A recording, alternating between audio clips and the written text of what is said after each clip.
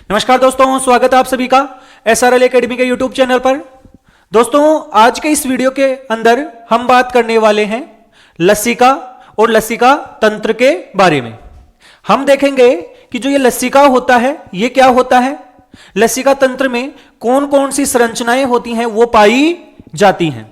लेकिन वीडियो में आगे बढ़ने से पहले यदि आप हमारे चैनल पर पहली बार आए हैं तो हमारे चैनल को सब्सक्राइब जरूर करें, और इसके अलावा यदि आप सबको हमारा ये वीडियो अच्छा लगे तो वीडियो को लाइक और शेयर भी जरूर करें। तो हम बात करते हैं लसिका तंत्र के बारे में। देखो, लसिका तंत्र क्या है।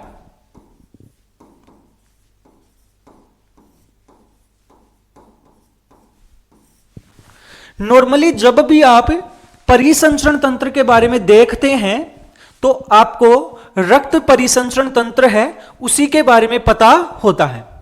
हम लसिका तंत्र के बारे में नॉर्मली बात नहीं करते हैं, लेकिन ये लसिका तंत्र होता है ये भी हमारे एक प्रकार का क्या होता है, परिसंचरण तंत्र होता है। हालांकि ये आपका रक्त परिसंचरण तंत्र होता है उसी के सहायक तंत्र के रूप में क्या करता है, कार्य करता है। तो ये भी क्या होता है, एक प्रकार का, ये भी एक प्रकार का क्या होता है, परिसंचरण तंत्र होता है।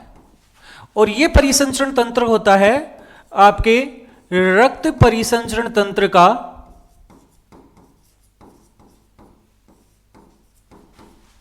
सहायक होता है, अर्थात उसके सहायक के रूप में, उसके सहायता करने के रूप में क्या करता है, कार्य करता है। जैसे हमारा रक्त परिसंचरण तंत्र होता है उसके अंदर आपका रक्त पाया जाता है, आपका हृदय पाया जाता है, रक्त वाहिनियां पाई जाती हैं, उसी प्रकार से यहां पर भी कुछ अंग हैं, कुछ संरचनाएं हैं वो पाए जाती हैं। जैसे हम बात करें लसिका तंत्र की तो इसमें एक तो पाया जाता है लसिका, एक तो क्या पाया जाता है, लसिका, जिसे हम कहते हैं लिम्फ। क्या कहते हैं भाई, लिम्फ। दूसरा इसमें क्या होती हैं, लसिका ग्रंथियां होती हैं, लसिका ग्रंथियां, या जिन्हें हम बोल सकते हैं लसिका अंग। और तीसरा इसमें होती हैं वो होती हैं आपकी लसिका वाहिकाएं। तीसरा क्या पाई जाती हैं, लसिका वाहिकाएं पाई जाती हैं। हालांकि हम इस तंत्र के बारे में बहुत ही ज्यादा डिटेल में नहीं पढ़ेंगे, लेकिन फिर भी एक थोड़ा सा नॉलेज है, थोड़ा सी जानकारी है वो इसके बारे में हम देखने वाले हैं। सबसे पहले तो हम बात करते हैं ये लसिका क्या है।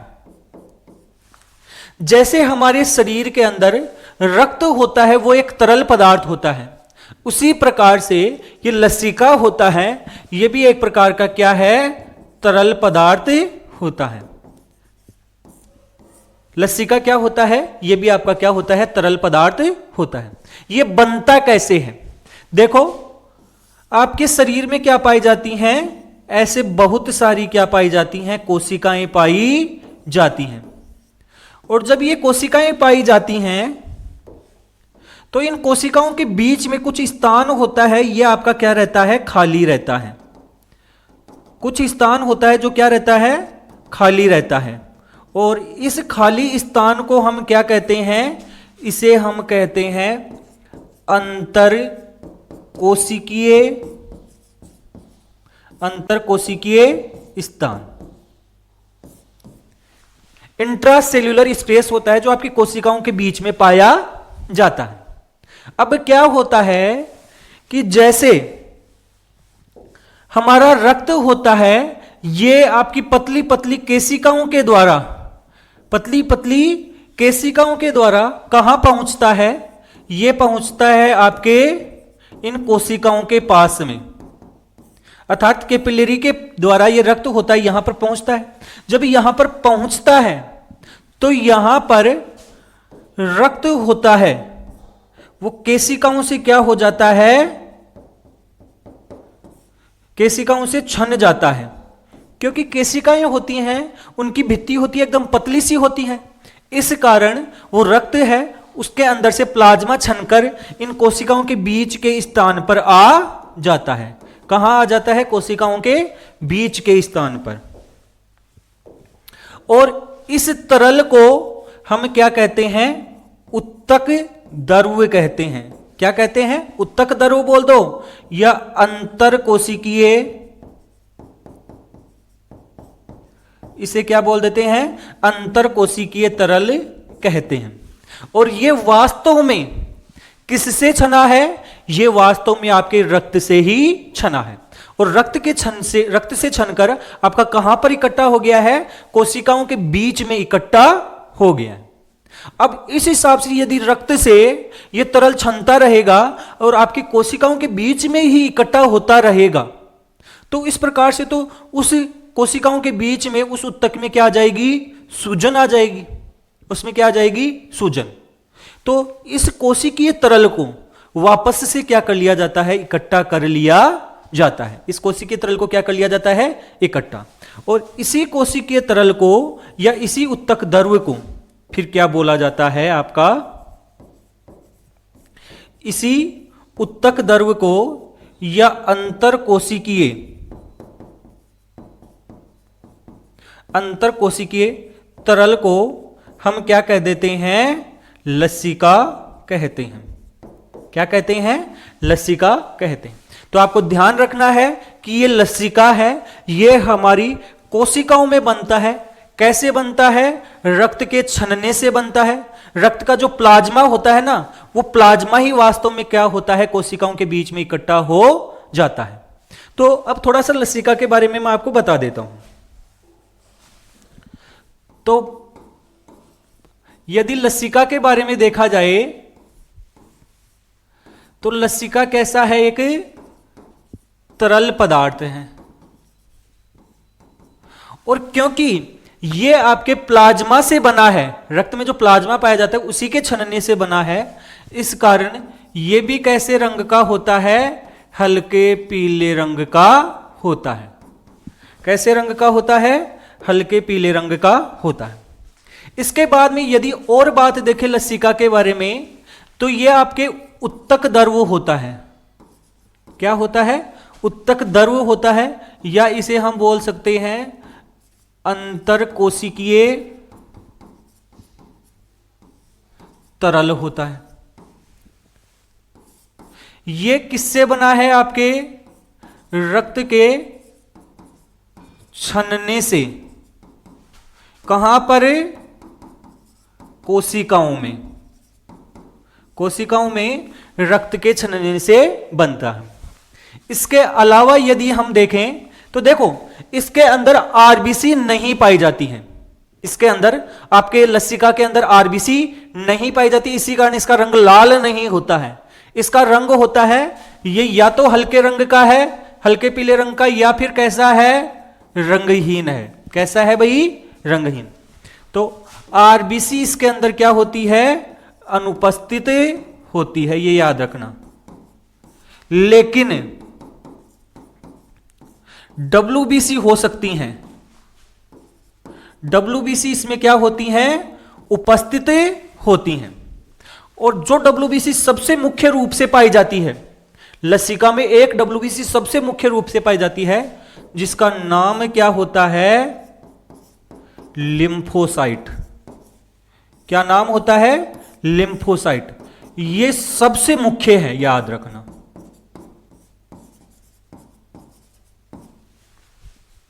यह आपको ध्यान रखना है। इसके अलावा और क्या पाया जाता है इस लसिका में? तो इस लसिका में बड़े क्या होते हैं? प्रोटीन अणु होते हैं। क्या होते हैं? प्रोटीन के अणु। और इसके अलावा जो हमारी आंतों से जो हमारी वसा का अवशोषण होता है, जो वसा का क्या होता है? अवशोषण, वो वसा वास्तव में सीधा रक्त में नहीं जाती है।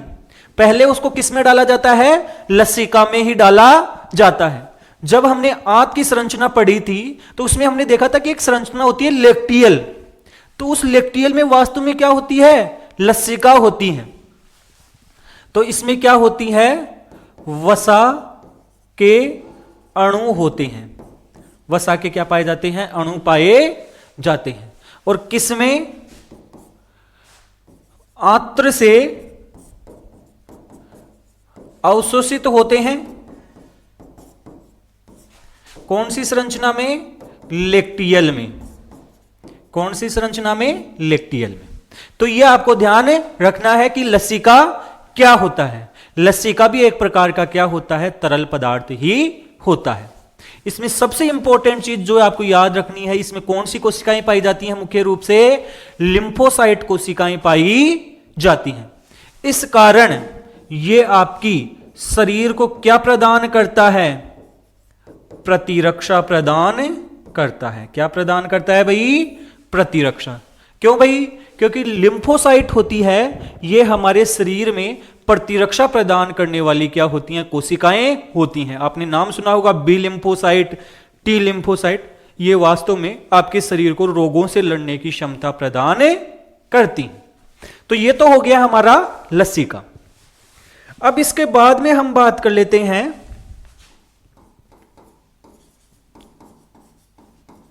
लसिका वाहिकाएं। किसके बारे में बात कर लेते हैं? लसिका वाहिकाओं के बारे में। और ये क्या होती हैं? देखो, जैसे आपके रक्त किसके अंदर बहता है? आपका रक्त बहता है रक्त वाहिनियों में। जैसे धमनी हो गई, सिरा हो गई, केशिका अर्थात कैपिलरी हो गई, इसके अंदर आपका रक्त होता है, वो बहता है। इसी प्रकार से लसिका किसमें बहता है? तो देखो, लसिका बहती है किसमें? लसिका वाहिकाओं में। तो लसिका वाहिकाओं में क्या बहता है? लसिका। अब देखो, हमारा रक्त तो हृदय से आता है, तो आने के लिए धमनी होती है और वापस ले जाने के लिए क्या होती है? सिरा। लेकिन इसमें ध्यान से सुनना, धमनियों के साथ में कभी भी आपकी लसिका नहीं होता है। लसिका आपका बनता कहां पर है भाई? उत्तक में बना है। अभी तो आपको बताया था कहां बनता है? उत्तक में अर्थात कोशिकाओं में। इस कारण लसिका वाहिकाएं होती हैं, ये केवल उस लसिका को इकट्ठा करने का ही कार्य करती हैं। तो ये क्या करती हैं? ध्यान से सुनना, लसिका को उत्तक से इकट्ठा करती हैं, इकट्ठा करती हैं और उसके बाद में बड़ी जो सिरा होती हैं,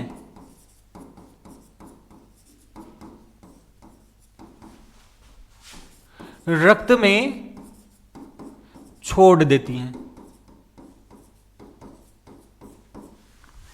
अर्थात कोशिकाओं में जो बना है उसको इकट्ठा करने के बाद में, इकट्ठा करके अल्टीमेटली किसमें डाल देती हैं? रक्त के अंदर ही वापस डाल देती हैं। तो यह आपको ध्यान रखना है। अब देखो, अगर ये कोशिकाओं से, उत्तकों से हमारे शरीर में से इसको इकट्ठा कर रही हैं, तो अब जैसे पैरों से ऊपर की ओर चलेगा, तो फिर ये ऊपर की ओर कैसे बढ़ेगा? इसका मतलब यह हो गया कि जो लसिका वाहिकाएं होती हैं उनमें भी क्या पाए जाते हैं? वोल्व पाए जाते हैं। क्या पाए जाते हैं? वोल्व। जैसे मैंने आपको सिराओं में बताया था ना कि जो हमारी सिराएं हैं, मान लो ये पैर है और ये पैर की क्या है? सिरा। अब इसमें रक्त ऐसे कैसे जाएगा भाई गुरुत्वाकर्षण के विरुद्ध? तो इसके लिए क्या होते हैं? इनमें ऐसे क्या पाए जाते हैं? वोल्व पाए जाते हैं। क्या पाए जाते हैं? वोल्व। जिससे ये क्या होता है कि ये लसिका ऊपर की ओर ही बढ़ता है, ये वापस नीचे की ओर नहीं आ सकता है। तो इसमें क्या पाए जाते हैं? वोल्व, जिससे लसिका है विपरीत दिशा में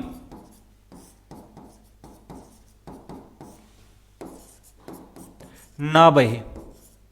यह आपको ध्यान रखना है। जैसे आपकी सिराओं के अंदर वोल्व पाए जाते हैं, वैसे ही आपकी लसिका वाहिनियों में भी क्या पाए जाते हैं? वोल्व पाए जाते हैं। इसके अलावा ये लसिकाएं वाहिनियां होती हैं, ये आपकी सिराओं के साथ साथ ही चलती हैं। जैसे आपकी सिराएं आपकी कोशिकाओं से रक्त को इकट्ठा करती हैं, वैसे ही ये किसको इकट्ठा करती हैं? लसिका को इकट्ठा करती हैं। तो किसके साथ होती हैं? आपकी सिराओं के साथ पाई जाती हैं, साथ पाई जाती हैं, याद आपको रखना है। और उसके बाद में अल्टीमेटली क्या होता है कि ये बड़ी सिराओं के अंदर जुड़ जाती हैं और अपने लसिका को किस में डाल देती हैं, बड़ी सिरा में डाल देती हैं। यह आपको ध्यान रखना है कि लसिका वाहिकाएं क्या होती हैं। इसमें अलग अलग प्रकार की नहीं होती हैं, इसमें केवल एक ही प्रकार की लसिका वाहिकाएं होती हैं। पहले छोटी होती हैं और छोटी छोटी छोटी छोटी बड़ी होकर अल्टीमेटली किस में जुड़ जाती हैं, आपकी सिराओं के अंदर जुड़े जाती हैं। अब इसके बाद में तीसरी बात हम करते हैं, वो बात करते हैं लसिका ग्रंथियों के बारे में। किसके बारे में बात करते हैं, लसिका ग्रंथियों के बारे में हम बात करते हैं। देखो, हमारे जो लसिका तंत्र है उसके अंदर छोटे छोटे आकार की, आपके छोटे मतलब धूल के कण से लेकर आपके बादाम के आकार और उससे बड़ी भी क्या पाई जाती हैं, लसिका ग्रंथियां पाई जाती हैं। ये लसिका ग्रंथियां होती हैं, ये छोटी छोटी गांठ नुमा क्या होती हैं, संरचनाएं होती हैं। छोटी छोटी कैसी संरचनाएं होती हैं, गांठ नुमा संरचनाएं होती हैं। और ये लसिका वाहिनियों में बीच बीच में क्या होती हैं, पाई जाती हैं। तो याद रखना है आपको, लसिका ग्रंथियां क्या होती हैं, छोटी गांठ नुमा संरचनाएं होती हैं। इनका आकार आपके धूल के कण से लेकर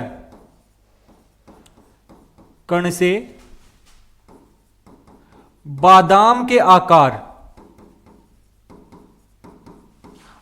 का हो सकता है। यह आपको ध्यान रखना है कि एकदम छोटी सी लसिका ग्रंथि भी हो सकती है और थोड़ी बड़ी भी हो सकती है। यह लसिका ग्रंथियां होती हैं, आपकी लसिका वाहिनियों के साथ में पाई जाती हैं। लसिका वाहिनियों के साथ ये पाई जाती हैं। इन्हीं लसिका ग्रंथियों को हम लिम्फ नोड भी कहते हैं। क्या कहते हैं, लिम्फ नोड। और ये लिम्फ नोड होती हैं सामान्य तौर पर जो हमारी गर्दन होती है, हमारे जो बगल होती हैं, हमारे जो पैर होते हैं, हमारा जो पेट की छोटी आंत वाला हिस्सा होता है, वहां पर ये लसिका ग्रंथियां ज्यादा पाई जाती हैं। ये आपको ध्यान रखना है। इसमें से कुछ लसिका ग्रंथियां होती हैं, वो हम उनको अलग अलग नाम से भी जानते हैं। जैसे आपने एक लसिका ग्रंथि है जिसका नाम सुना होगा, वो है टोंसिल। क्या नाम सुना होगा, टोंसिल। तो टोंसिल होती है, ये भी एक प्रकार की क्या होती है, लसिका ग्रंथि होती है और ये हमारे गले में पाई जाती है। तो याद रखना, ये क्या है, एक प्रकार की लसिका ग्रंथि ही है। क्या है, लसिका ग्रंथि। कहां पाई जाती है, गले में पाई जाती है। और यह ग्रंथि आपको क्या प्रदान करती है, प्रतिरक्षा प्रदान करती है। क्या प्रदान करती है, प्रतिरक्षा।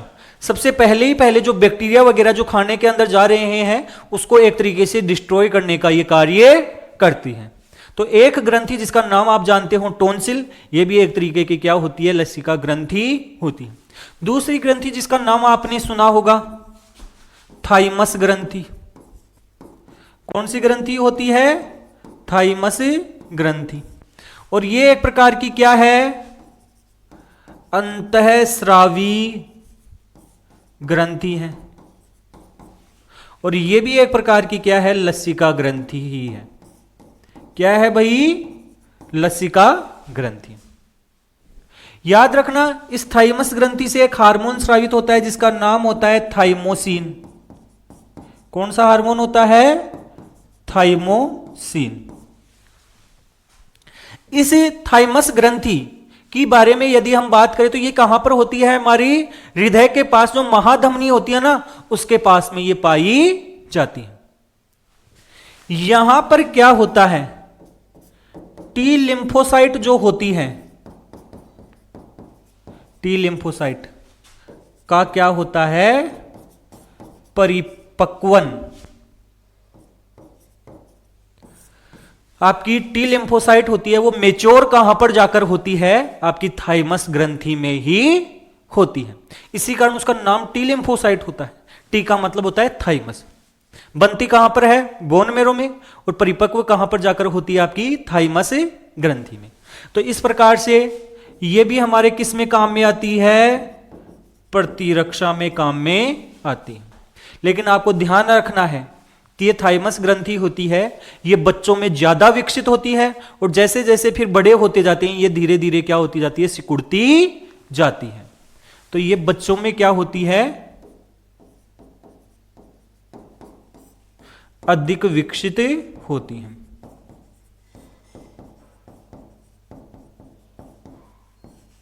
ठीक है कि नहीं है। इसके अलावा एक और नाम और सुना होगा आपने, जिसका अंग का नाम है स्प्लीन, जिसे हम प्लीहा भी कहते हैं। क्या कहते हैं भाई, प्लीहा। और यह भी एक प्रकार की क्या है, लसिका ग्रंथि। क्या है भाई, लसिका ग्रंथि। आप सबने स्प्लीन का नाम या प्लीहा का नाम जरूर सुना होगा। ये है, ये आपके बाईं तरफ होती है। पेट होता है अग्नाशय, अग्नाशय के किस ओर होती है, बाईं ओर होती है। और इसे हम आरबीसी का कब्रिस्तान कहते हैं, आपको याद होगा। आरबीसी नष्ट होती हैं यहां पर जाकर। इसके अलावा यहां पर आपके रक्त का क्या होता है, निर्माण भी होता है कुछ मात्रा में, यह आपको याद रखना है। तो याद रखना, यह स्प्लीन है शरीर की सबसे बड़ी लसिका ग्रंथि है। मानव शरीर में सबसे बड़ी जो लसिका ग्रंथि होती है वो कौन सी होती है, स्प्लीन ही होती है। यहां पर क्या होती हैं, आरबीसी नष्ट होते हैं कितने दिन के बाद में, 120 दिन बाद में। और इसी कारण से स्प्लीन को, स्प्लीहा को हम क्या कहते हैं, आरबीसी का कब्रिस्तान भी कहते हैं। और इसके अलावा यहां इससे हमें क्या मिलती है, प्रतिरक्षा भी मिलती है। ये तो मिलेगी ही मिलेगी। आपका ये लसिका ग्रंथियां सभी प्रतिरक्षा में काम में आती ही आती हैं। इसके अलावा एक और चीज, अपेंडिक्स के बारे में भी आपने सुना होगा। और इस अपेंडिक्स को भी क्या माना जाता है, आपका लसिका ग्रंथि ही माना जाता है, या लसिका अंग ही माना जाता है। क्या माना जाता है, लसिका अंग ही माना जाता है। तो यह आपको ध्यान रखना है। इसके अलावा बहुत सारे लसिका ग्रंथियां होती हैं, यह आपके शरीर के अंदर पाई जाती हैं। आपकी जो आंत्र होती हैं, विशेष रूप से कौन सी, छोटी आंत। उस छोटी आंत के अंतर्गत ऐसे बहुत सारे लसिका ग्रंथियों के क्या पाए जाते हैं, गुच्छे पाए जाते हैं। लसिका ग्रंथियों के गुच्छे पाए जाते हैं। और ये गुच्छे होते हैं, इनको हम एक नाम से जानते हैं, इनको हम बोलते हैं पेयर पेच। क्या बोलते हैं, पेयर पेच कहते हैं। और ये पेयर पेच होते हैं, ये भी वास्तव में लसिका ग्रंथियों के क्या है, गुच्छे हैं जो हमारी आंत में पाए जाते हैं। तो इस प्रकार से हमारा जो लसिका तंत्र होता है उसमें तरल होता है, उसका नाम होता है लसिका। उसकी जो वाहिनियां होती हैं उसे कहते हैं लसिका वाहिनियां, अर्थात आपकी लिम्फेटिक वेसल्स। और इसके बाद में यहां पर ग्रंथियां होती हैं जिन्हें हम बोलते हैं लिम्फेटिक नोड या लिम्फ नोड उन्हें कहते हैं। जिनमें से फेमस मुख्य जो लसिका ग्रंथियां होती हैं वो आपको बताई हैं। एक आपको याद रखना है टोन्सिल को, एक याद रखना आपको थाइमस ग्रंथि, एक याद रखना आपको स्प्लीन, एक इसके अलावा अपेंडिक्स, और एक इसके अलावा आंत्र में क्या पाए जाते हैं, पेयर पेच पाए जाते हैं। तो इन सब के बारे में भी आपको पता होना चाहिए। ये लसिका होता है, ये मुख्य रूप से आपके प्रतिरक्षा में ही काम में आता है। इसमें मुख्य रूप से कौन सी कोशिकाएं पाई जाती हैं, इसमें हमारी क्या पाई जाती है, लिम्फोसाइट पाई जाती हैं, इस कारण प्रतिरक्षा प्रदान करती हैं। इसके अलावा इसमें जो बड़े प्रोटीन के अणु होते हैं वो भी पाए जाते हैं। इसके अलावा जो आपकी वसा होती है, उसका अवशोषण के बाद में उसको किस में डाला जाता है? लसिका में। और लसिका से बाद में ये किस में चली जाती हैं? रक्त में चली जाती हैं। यह आपको ध्यान रखना है। तो इस प्रकार से ये लसिका तंत्र कैसे बना होता है, कौन कौन सी संरचनाएं होती हैं, ये सब कुछ आपको आज के इस वीडियो के अंतर्गत देखने को मिला है। आप सबको ये हमारा ये वीडियो कैसा लगा है? अगर अच्छा लगा है तो वीडियो को लाइक और शेयर जरूर करें, और इसके अलावा हमारे चैनल को सब्सक्राइब भी जरूर करें। धन्यवाद।